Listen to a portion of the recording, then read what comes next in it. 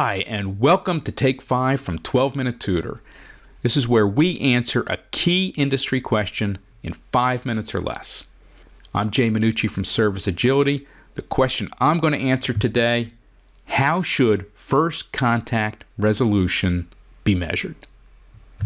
Okay, hot topic. Everybody's taking a look at first contact resolution. I want to look at two things with it here. First is, how do you set that criteria? Because remember, it's a yes-no. So how do you decide what will be defined as first contact resolution and what doesn't make the grade? Two things I want you to think about. First and most important, the customer's perspective. I know that sounds obvious, but if you think about it, there's a lot of people out there that take a look at this and take a call that comes in and gets cold transferred to somebody else and still counts that as first contact resolution because the customer never hung up and called again.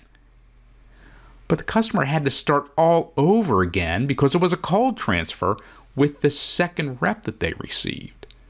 Now, to me, from a customer's perspective, that's not first contact resolution. And yet a lot of people may call it that way. Okay, so that's item number one. Item number two then is focus on you and how you define it, not others.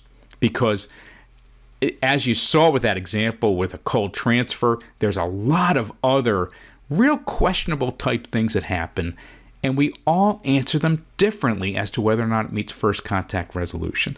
Don't bother trying to benchmark it. Don't bother trying to get some kind of industry average or anything like that. Set your criteria, keep it consistent, and then measure what you're doing now with what you've done in the past and just try to continually improve it. Okay, that's the criteria. Now, how do you actually do it? How do you generate the data? Well, at a high level, two ways. First is automated. Some people do it by capturing the ANI, the automatic number identification, as it comes in from the caller. And they match it to past phone calls. And they say, hey, if you called in the past 24 or 48 hours, then it must not be first call resolution. Some people do the exact same thing, but with contacts in a CRM. If I'm getting more than one contact in a 24 or 48 hour period, I count it as not meeting the criteria for FCR. Now, there's also manual approaches. There's a number of them. I'll hit three of them here.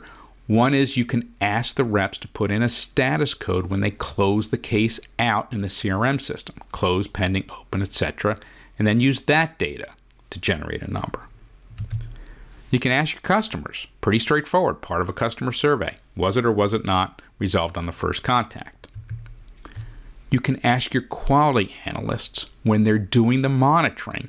Not only do they rate the call itself, the elements of the call, but they determine, was this meeting the criteria we have set for first contact resolution? Okay, let's look at those options. I don't like the automated options. There's too many assumptions. There's too many situations where we're going to get it wrong because we've made these assumptions. So I'm going to knock those out. I don't really like the status code either because, again, you've got a lot of agents out there deciding what the status code should be, and it's really hard to get people to code things the same way all the time. So I don't like that.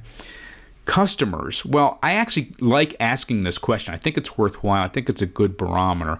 But remember, it's not their job, and they're going to define first contact resolution differently all the time. So it's not a really accurate metric, although I do think it's a good barometer for seeing how you're doing. What I really like is capturing this information at the quality monitoring session. You've got somebody that's taken the call offline. They're your best people.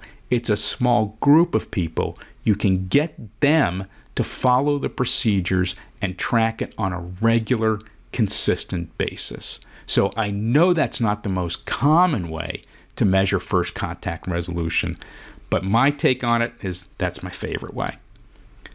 Love to hear your opinions. If you're a member, log in, drop a comment on the message board for this video. If you're not a member, get started for free, 12minutetutor.com. Thanks.